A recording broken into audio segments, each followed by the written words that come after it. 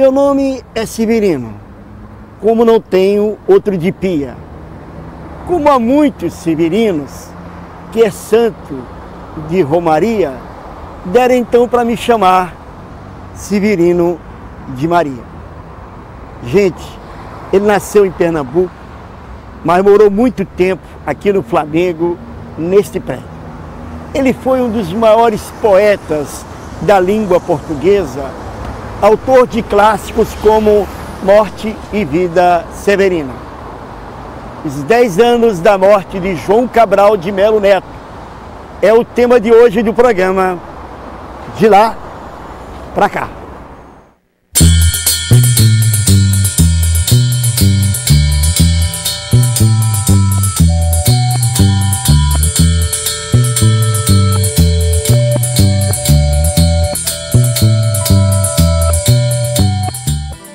Assim como uma bala enterrada no corpo, fazendo mais espesso um dos lados do morto, assim como uma bala do chumbo mais pesado no músculo de um homem, pesando-o mais de um lado, qual bala que tivesse um vivo mecanismo, bala que possuísse um coração ativo, igual ao de um relógio submerso em algum corpo, ao de um relógio vivo e também revoltoso, relógio que tivesse o gume de uma faca e toda a impiedade da lâmina azulada, assim como uma faca que sem bolso ou bainha se transformasse em parte de vossa anatomia, qual uma faca íntima ou faca de uso interno, habitando num corpo como o próprio esqueleto de um homem que o tivesse sempre doloroso, de um homem que se ferisse contra seus próprios ossos.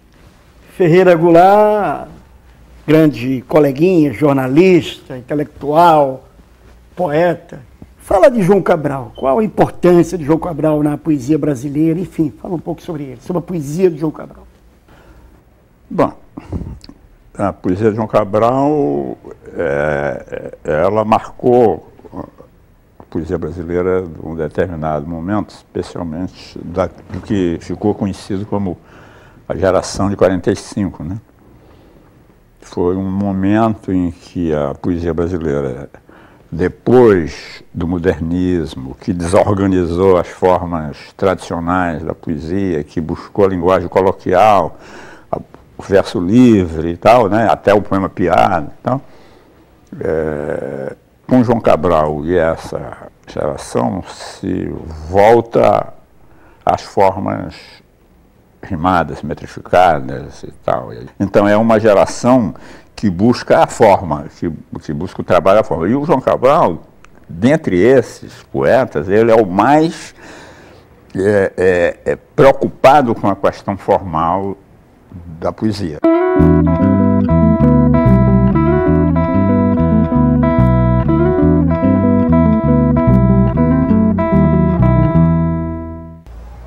José Castelo, coleguinha, um grande jornalista, meu colega de redação na revista Veja, há muito tempo atrás, crítico literário, escritor, prazer enorme. Prazer meu. Tudo bem? Tudo bem, tudo ótimo. Ô Zé, você escreveu um livro, João Cabral de Melo Neto, O Homem Sem Alma, né? Por que esse título, hein, cara? Olha, o João Cabral, ele é sempre apresentado como um sujeito duro, um poeta cerebral, cheio de teorias na cabeça, de uma escrita fria, racional, da qual os sentimentos, o lirismo, a sensibilidade estariam banidos. Por que o João era um poeta tão rígido? Porque ele vivia sempre num estado de grande convulsão interior. Por que ele tem uma escrita tão organizada? Porque ele tinha uma cabeça completamente caótica. Por que ele prezava tanto a frieza? Porque ele era um cara completamente apaixonado pelas coisas. A poesia, para o João Cabral, é um terreno de luta.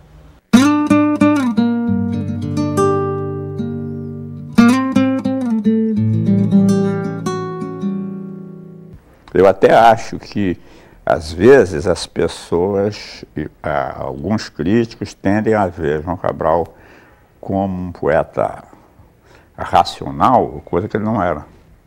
O racional é a teoria dele. Porque, na verdade, o fato dele não querer fazer da poesia uma coisa concessional, ele também não quer fazer uma coisa espontânea. Porque tudo é para não ser espontâneo, é para ter o controle da criação do poema, da construção. É para não ser espontâneo. Então, ele entra em conflito com o fluir da linguagem, com a construção natural que a gente fala espontaneamente. Quer dizer, então, essa espontaneidade ele não quer. Então, ele cria um verso contraditório, difícil, como ele próprio às vezes diz, como se fosse uma pedra na boca. Tem a impressão que o esforço do poeta, pelo menos do poeta, do tipo da poesia que eu procuro fazer, compreende é esse, compreende? Quer dizer, é a pessoa dizer coisas que naturalmente são abstratas, mas dizer essas coisas através de uma linguagem concreta. Fala um pouco da história do João Cabral, história de vida, onde ele nasce, como ele nasceu, a família, então um pouco sobre isso. O João nasceu em Pernambuco e viveu a infância e adolescência em torno, sobretudo, do Recife, onde desde cedo ele conviveu com o círculo de intelectuais Pernambuco.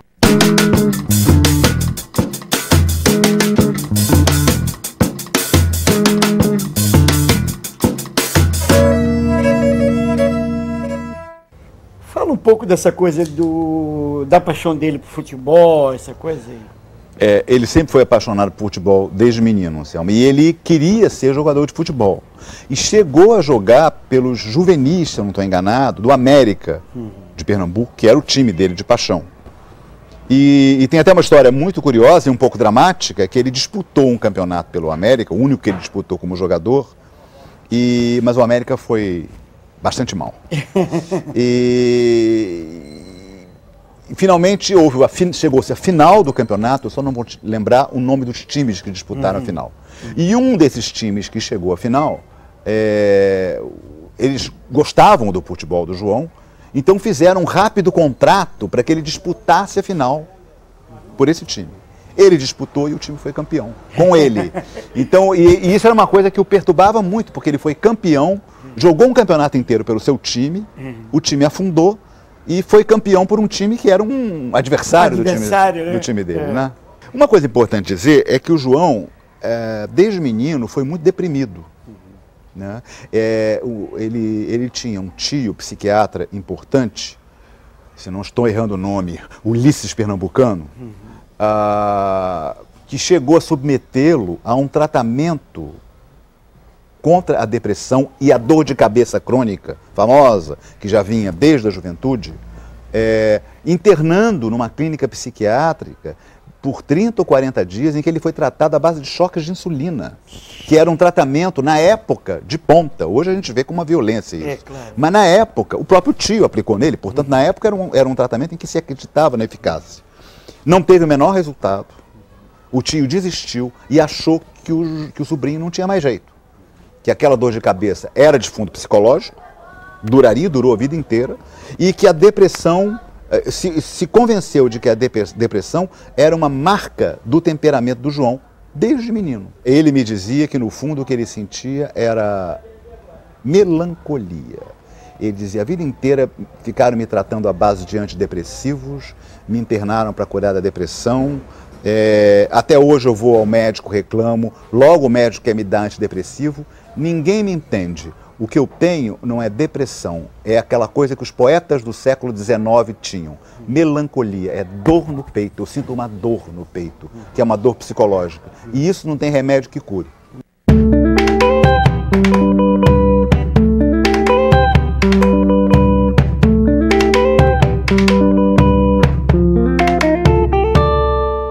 E ele vivia nesse conflito entre o mundo interno dele, cheio de paixões fortes, com uma hipersensibilidade em relação ao mundo, e por outro lado, essa escrita talhada à faca, né? Essa escrita seca. E a poesia dele é contenção, é palavra justa. Ele dizia que a imagem para defini-lo como poeta era do escultor, O que é o escultor? O escultor é o sujeito que pega uma pedra e vai tirando pedaço, tirando pedaço, tirando pedaço, até que aparece a escultura fabulosa, né?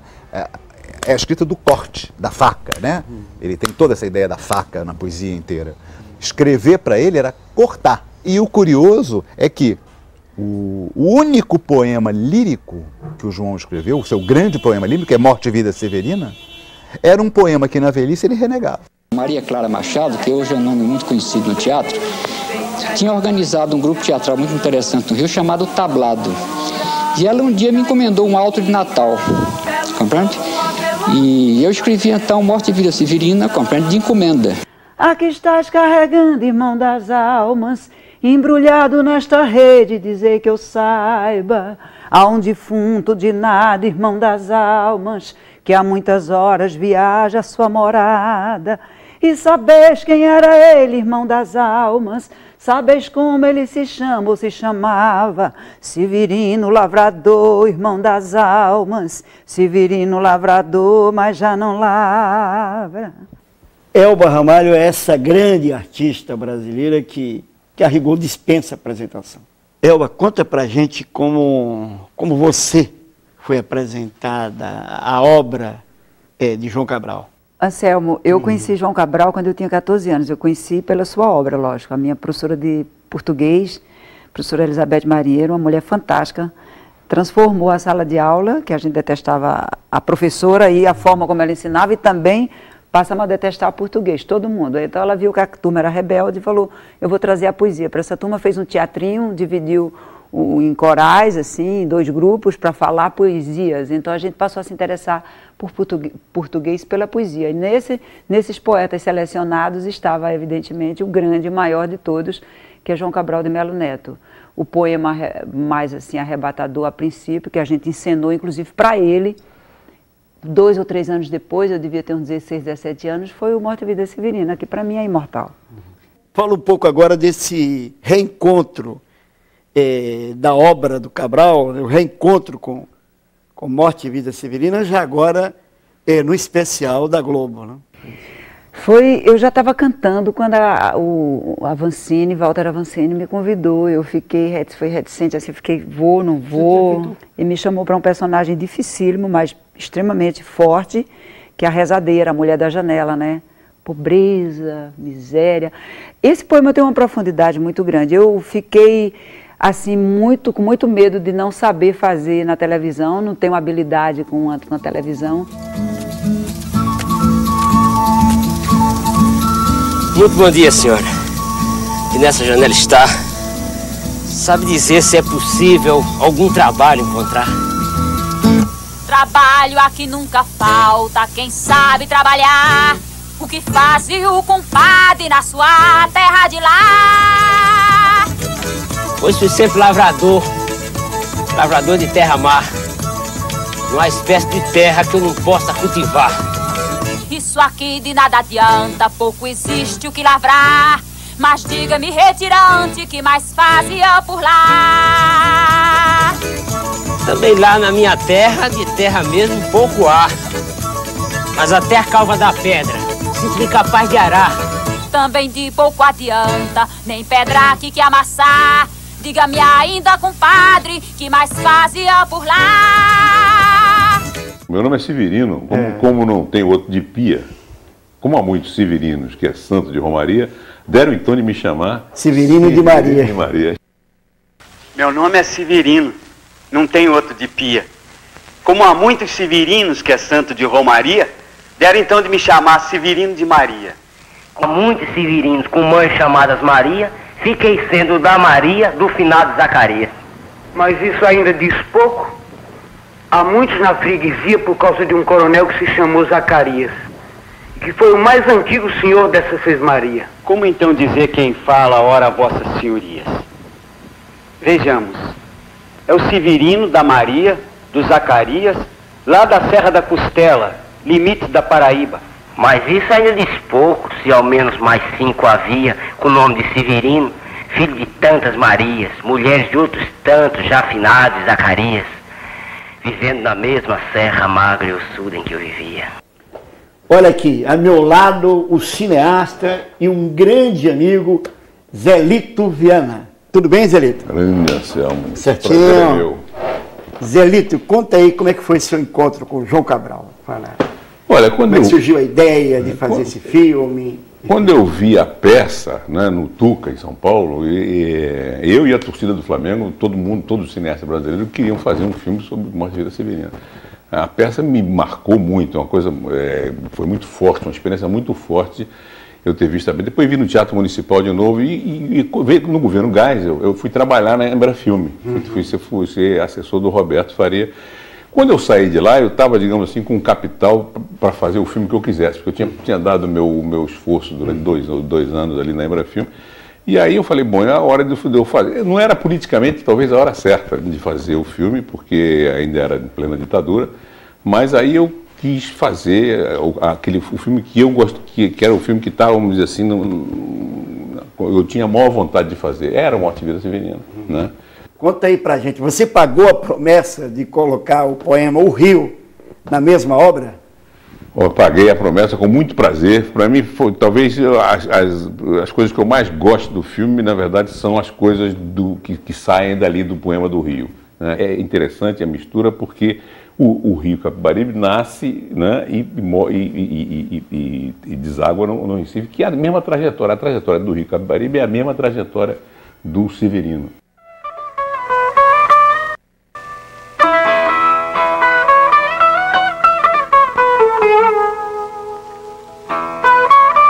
Pensar em ir caminho do mar. Para os bichos e rios, nascer já é caminhar. Eu não sei o que os rios têm de homem do mar. Sei que se sente o mesmo e exigente chamar. Eu já nasci descendo a serra que se diz do Jacarará, entre caraibeiras de que só sei por ouvir contar. Pois também, como gente, não consigo me lembrar dessas primeiras léguas de meu caminhar. Você falou da forma que ele buscou, que ele construiu e da obra dele e tal. Em termos de temática, que observações você faz? Quer dizer, os temas que ele mais optou, o que mais chama a atenção nessa área? Ele começa tendo como temática a própria poesia, né? Depois dessa primeira fase, ele entra numa temática social, que começa com, se eu não me engano, com O Cão Sem Pluma. E aí já é, o rigor formal continua, mas o tema aí é Recife, é a cidade do Recife, são os contrastes dessa cidade, a população pobre, é o Rio como um símbolo dessa divisão social, tá? Aquele rio está na memória como um cão vivo dentro de uma sala, como um cão vivo dentro de um bolso, como um cão vivo debaixo dos lençóis, debaixo da camisa, da pele. Um cão, porque vive, é agudo. O que vive não entorpece, o que vive fere. Mas depois ele retorna a uma temática com a faca só lâmina, por exemplo, ele retorna a essa temática da própria poesia, do modo de fazer a poesia, tendo como tema o procedimento do poeta ao fazer o poema. A poesia tem que ser uma linguagem sensorial. Ora, se é uma linguagem sensorial, compreende? Embora ela esteja transmitindo uma mensagem para a inteligência, compreende? Ela deve usar palavras concretas, porque as palavras concretas são palavras que se dirigem aos sentidos, compreende? Eu acho, por exemplo, que uma palavra como maçã, ou manga, ou pão, ou cadeira, são palavras muito mais poéticas do que, por exemplo, tristeza, melancolia, angústia.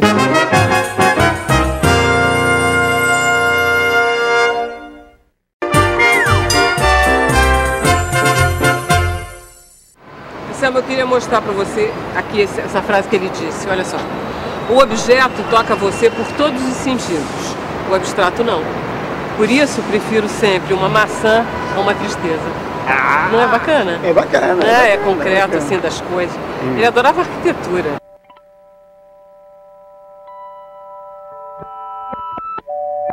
Todo mundo tem na vida o seu filósofo, né? Que é o filósofo que teve importância na sua vida. Na minha vida, o meu filósofo não era filósofo, era um arquiteto, era o Le Corbusier.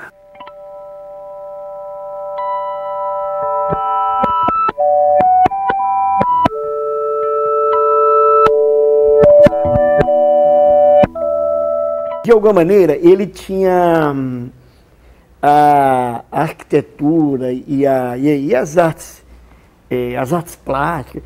Isso, de alguma maneira, mexeram um pouco com a cabeça dele, não mexeram? Sim, eu acho que ele tinha mesmo, quer dizer, o interesse dele pelas artes plásticas é efetivo. Ele era realmente interessado. E na casa dele tinha as obras e tal, e ele se dava com artistas e tal. A poesia dele, primeiro, é muito plástica, Anselmo. A linguagem dele é contida, mas é plástica. Isso é uma primeira visão. Depois ele dizia que o objetivo da poesia para ele era dar a ver, era a expressão que ele usava, dar a ver o mundo, quer dizer, mostrar o mundo. Para ele, você lia um poema, não era para entrar nos sentimentos de ninguém, não era para ouvir lamúrias, não era para ouvir discursos, era para, através do poema, ver o mundo. Isso é uma coisa que ele aprendeu com os pintores e também com os arquitetos. E na Espanha, ele conviveu com Miró. Primeiro ele era fascinado por artes plásticas, isso é importante dizer. Então ele conviveu com Miró, com Tàpies, também com artistas como escritores como Juan Brossa, quer dizer, mas ele frequentava esses ateliês desses grandes pintores que na época eram jovens.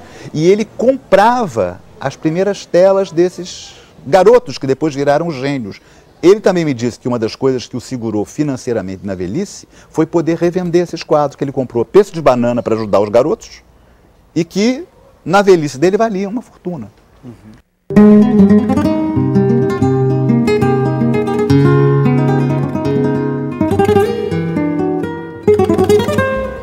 Ainda ele canta flamenco.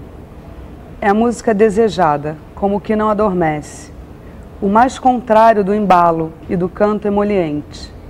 Na Andaluzia, esse canto insonífero se atende, a contrapelo esfolado, arrepiando a alma e o dente.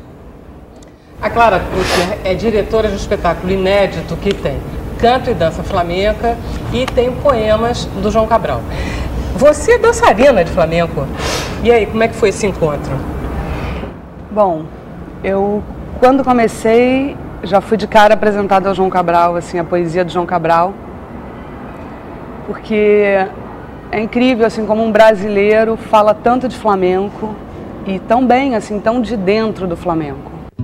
Quando eu cheguei em Sevilha, que era o berço daquilo, porque Barcelona aquilo era coisa para turista.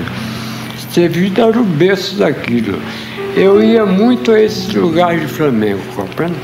Meus amigos eram flamencos, cantores, bailarinas, guitarristas, compreende? Assim, falam, o João Cabral é muito frio, o João Cabral, ele não é nada romântico, ele não tem essa coisa, um amor sutil, delicado, mas ele tem uma coisa muito visceral. E o flamenco é muito visceral. O flamenco é da dor, da coisa forte. E ele falava assim que ele não gostava de balé clássico porque ele olhava as bailarinas saltando, mas se ele olhasse de perto, quando ele assistia muito de perto, ele escutava o barulho do peso caindo no chão, assim, então, como se fosse uma certa mentira, assim, dessa coisa leveza. Ele gostava da coisa mais verdadeira. Quando eu fui à Espanha, às vezes que eu fui, encontrei com ele, fui para a casa dele, fui visitá-lo, ele me convidou para almoçar, fomos ver uma tourada, ele me levou a ver uma tourada, eu fiquei horrorizado. Eu nunca tinha assistido uma tourada. Barbárie, com aquela barbárie, né? Mas ele me levou para ver, por mim eu jamais iria, né? Aí eu fiquei horrorizado com aquela coisa, aquela covardia, né? Contra o pobre do touro. O segredo do toureiro você bota o pano Mas o pano não é para você fugir do touro. O pano é para você desviar o touro de você. Eles dizem, uma expressão muito boa, que você embarca o touro. Compreende? Você está aqui, o toureiro bom, ele pega a muleta, que é aquele pano vermelho, ele bota aqui, o touro está aí.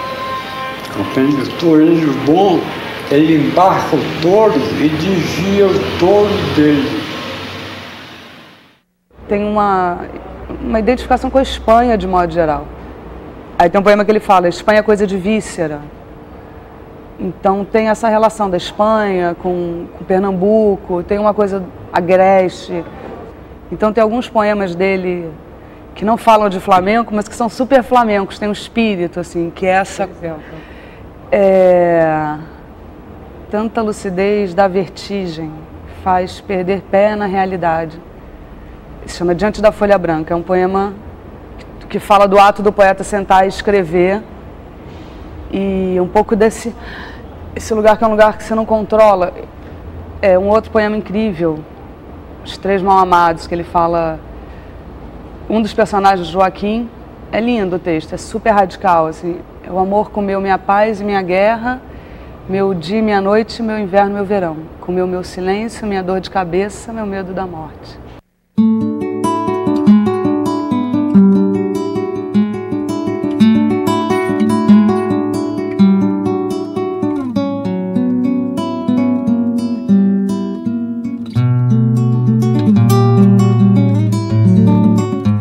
O João optou pela diplomacia porque ele queria ser escritor. E ele descobriu que, como diplomata, ele trabalharia 3, 4 horas por dia e ganhava uma grana legal para resolver todos os seus problemas, que os poetas em geral estão cheios de problemas financeiros, e tinha o resto do dia para fazer poesia. Por exemplo, no Senegal, ele foi o decano do corpo diplomático no Senegal, onde ele foi embaixador, durante 8 anos. O Senghor, Leopoldo Senghor, presidente do Senegal, era poeta e romancista de prestígio, né, publicado na França e tudo. A maior parte dos encontros do João Cabral com o Senghor foram para discutir poesia e não problemas diplomáticos. A poesia é essencialmente linguagem, compreende? Quer dizer, você poder com a linguagem, quer dizer, compreende? Não há assunto poético, é um dos grandes erros. Compreende, inclusive, grandes erros de quem fala de poesia, de quem escreve poesia, de muita gente que fala de poesia e que escreve poesia, essa coisa de pensar que a poesia é uma determinada coisa, um determinado grupo de assuntos, de temas, tá compreendendo? Quando não, você pode falar poeticamente de qualquer tema que seja. Eu tenho um poema chamado Ovo de Galinha. O olho mostra a integridade de uma coisa num bloco, um ovo, numa só matéria unitária, maciçamente ovo, num todo, sem possuir um dentro e um fora, tal como as pedras sem miolo, e só miolo, o dentro e o fora integralmente no contorno. No entanto, se ao olho se mostra unânime em si mesmo um ovo, a mão que o sopesa descobre que há nele algo suspeitoso, que seu peso não é o das pedras, inanimado, frio, goro, que o seu é um peso morno, túmido, um peso que é vivo e não morto. Cabral chegou a dizer uma vez que a inspiração é coisa de preguiçoso. Você concorda com isso? Não, eu concordo. Eu sei o que ele quer dizer dentro da teoria dele, dentro do contexto cabralino. O que ele quer dizer, na verdade, é isso, é que porque inspiração, no sentido antigo, tradicional, não existe, né? Então, realmente, o cara que fica só na chamada inspiração, ele fica na superfície, porque o sentido das coisas não existe, né? Quando eu vou fazer um poema, não existe nada, existe uma folha em branco. O poema é uma invenção. Quer dizer, mas em todo caso eu não tenho nada do poeta inspirado assim, compreende? Que de repente tem um estalo, dá um estalo nele, ele senta e faz o poema e o poema sai pronto, compreende? Um poema meu é um negócio que muitas vezes leva anos para ser feito, compreende? Que muitas vezes eu anoto uma ideia, um tema, compreende? Uma imagem, compreende? E aquilo fica fermentando, vamos dizer, durante muito tempo, compreende? Até que um dia eu retomo e avanço um pouco mais e esqueço e depois volto a retomar até que um dia eu termino. Na segunda metade do século, os poetas da poesia concreta, os poetas da vanguarda, o tomaram como guru. Porque de toda essa geração, ele era o que mais prezava o trato refinado da linguagem como um mundo independente, né? Da linguagem seca que desembocou na linguagem concreta, da poesia concreta, né? Nessa linguagem que vai se cortando até chegar ao osso. Ele trabalhava só com o osso das coisas. Nada da carne, nada da sensualidade, nada das lágrimas, nada das vísceras, nada da língua como fonte da retórica, do lirismo, né? O negócio do Cabral era o osso. Tem uma coisa de humor também, que ele tem bastante. Às vezes tem uma quebra no poema, assim, uma coisa que... E aqui tem isso. Uma bailadora sevilhana. Como e por que eu sou bailadora? Quando eu era entre menina e moça, tinha comprida a cabeleira que me vinha até as cadeiras. Me diziam, com essas tranças, não pode não voltar-se à dança. Então, me ensinam a dançar. Sou o que não pude decorar. Vendo famosa bailadora, ei-la apagada, quase moço. Não te agrada fulano de tal que todo dia sai no jornal? Eu não gosto. Dança repetido, dança sem se expor, sem perigo. Dançar flamenco é cada vez. É fazer, é um faz, nunca um fez.